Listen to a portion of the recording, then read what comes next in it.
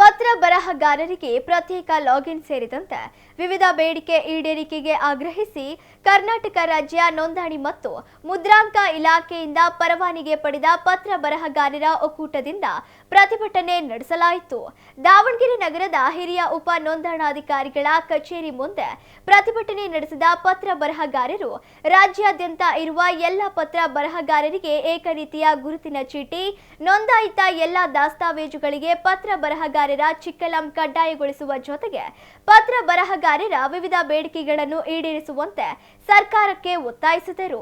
ಶಾಂತಿಯುತವಾಗಿ ಅನಿರ್ದಿಷ್ಟ ಅವಧಿವರೆಗೆ ಲೇಖನಿ ಸ್ಥಗಿತ ಮುಷ್ಕರವನ್ನು ಹಮ್ಮಿಕೊಂಡಿದ್ದು, ಕೂಡಲೇ ತಮ್ಮ ಬೇಡಿಕೆ ಈಡೇರಿಸುವಂತೆ ಪ್ರತಿಭಟನಾಕಾರರು ಆಗ್ರಹಿಸಿದರು.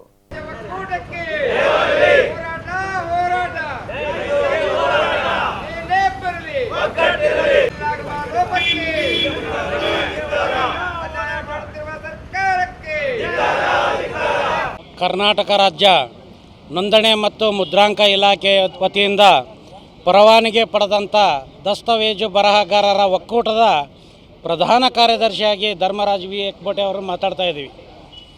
ಇವತ್ತು ನಮ್ಮ ಬೇಡಿಕೆಗಳೇನು, ಸರ್ಕಾರದ ಉದ್ದೇಶ ಏನು, ಪತ್ರ ಬರಹಗಾರರಿಗೆ ಆಗ್ತಾ ಇರತಕ್ಕಂಥ ತೊಂದರೆಗಳೇನು ಅನ್ನೋದ್ರ ಬಗ್ಗೆ ನಾನು ಈ ಮಾಧ್ಯಮದ ಮುಖಾಂತರ ನಮ್ಮೆಲ್ಲ ಪತ್ರ ಬರಹಗಾರರಿಗೂ ಹಾಗೂ ಸಾರ್ವಜನಿಕರಿಗೆ ತಿಳಿಸ್ಲಿಕ್ಕೆ ಇಷ್ಟವನ್ನು ಪಡ್ತಾ ಇದ್ದೇನೆ. ಕಾವೇರಿ 2 ತತ್ರಾಂಶದಿಂದ ಸಾರ್ವಜನಿಕರಿಗೆ ಬರ್ತಕ್ಕಂಥ ಆಸ್ತಿಯ ವಿವರಣೆ ಮತ್ತು ದಸ್ತಾವೇಜುಗಳ ನೈಜತೆ ಹಾಗೂ ಅದರಲ್ಲಿ ಬರ್ತಕ್ಕಂಥ ಕೆಲವು ವ್ಯತ್ಯಾಸಗಳ ಮಾದರಿ ಈ ಬುಧವಾರ 3ನೇ ತಾರೀಕಿನಿಂದ ಭಾಳಷ್ಟು ಲೋಪದೋಷಗಳು ಆಗ್ತಾಯಿದ್ದಾವೆ. ಯಾವುದೇ ದಾಖಲೆಗಳು ಸರಿಯಾಗಿ ಎಂಟ್ರಿ ಆಗ್ತಾಯಿಲ್ಲ, ಡಾಟಾನು ಪೆಚ್ ಆಗ್ತಾ ಇಲ್ಲ, ಡಾಟಾ ಪೆಚ್ ಆದರೆ ಸರಿಯಾದ ಮಾಹಿತಿಯನ್ನು ಅದರೊಳಗೆ ಬರ್ತಾ ಇಲ್ಲ.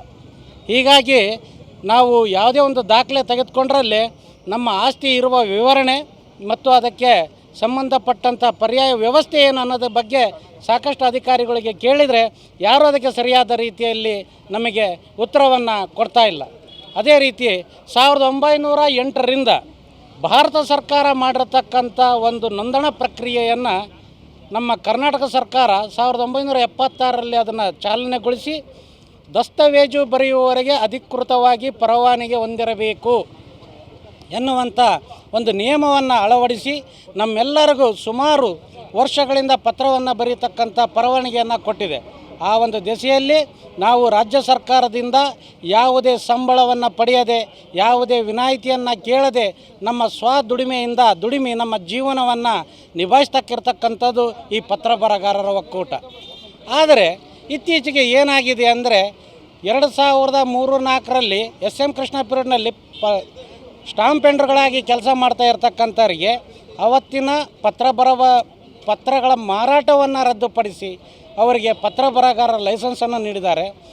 ಈಗ ಇರ್ತಕ್ಕಂಥ ನಮ್ಮ ಹೊಸ ಕಂದಾಯ ಸಚಿವರಾಗಿರ್ತಕ್ಕಂಥ ಕೃಷ್ಣ ಬೈರೇಗೌಡರು ಈ ಪತ್ರ ಬರವಣಿಗೆಯನ್ನೇ ಮೂಲತಃವಾಗಿ ಸ್ಥಗಿತವನ್ನು ಮಾಡ್ತಕ್ಕಂಥ ವ್ಯವಸ್ಥೆಯನ್ನು ಮಾಡ್ತಾ ಇದ್ದಾರೆ.